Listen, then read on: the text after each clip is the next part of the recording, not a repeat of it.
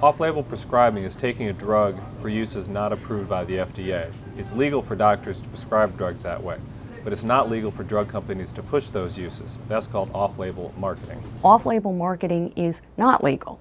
Off-label marketing is when a drug company is going out and promoting, just like any kind of advertising campaign, sales campaign, they are promoting widespread use of a drug for conditions, illnesses, for purposes that have not been approved by the FDA. There are many roads for getting doctors aware that a drug that's approved for one purpose might be used for something else. And so pharmaceutical companies, biotech companies, even device companies are very alert to the idea that they can seduce doctors into other uses beyond that for which they have approval. Every drug has side effects. Some are mild, some are severe, even deadly. The difference for patients taking drugs off labels is that they assume those risks without any assurance that the drug will actually help their condition. That's why marketing drugs off label is illegal. One of the more recent celebrated cases of off-label marketing involved a Philadelphia area company called Cephalon Incorporated. Lori Magid helped lead that case. In the case involving Cephalon, they had a drug called Actique. Actique is a very, very powerful painkiller. It is 80 to 100 times more powerful than morphine. Actique had been approved by the FDA for use by a relatively small group of patients.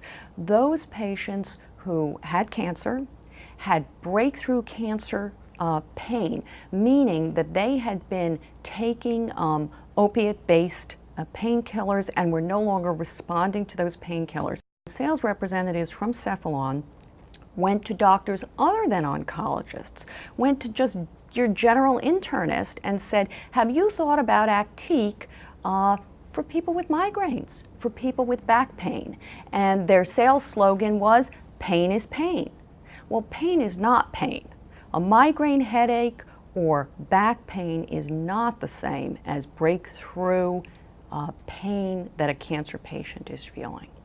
Overall, about 20% of all drug sales are for off-label uses. And for some drugs, 70, 80, or 90% of the uses are for off-label, meaning they're prescribed for things not approved by the FDA.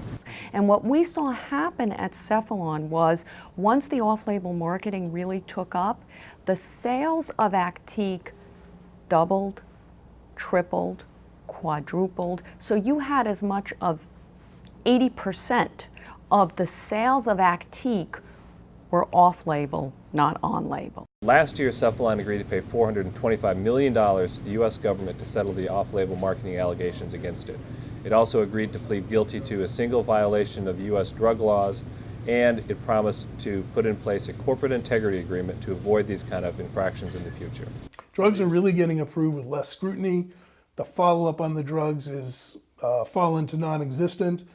The FDA at this point in time is so desperate, it relies on the manufacturer to submit the data and to pay for the analysis. So you've got almost a fox and henhouse situation.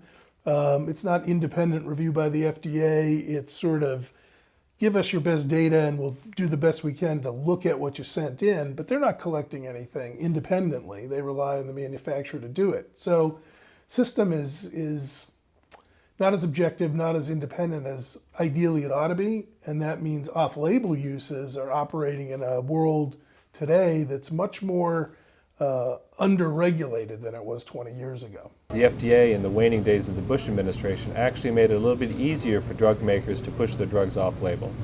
The FDA published new guidelines supported by the drug industry that give drug sales reps more freedom to provide doctors with new information about off-label prescriptions.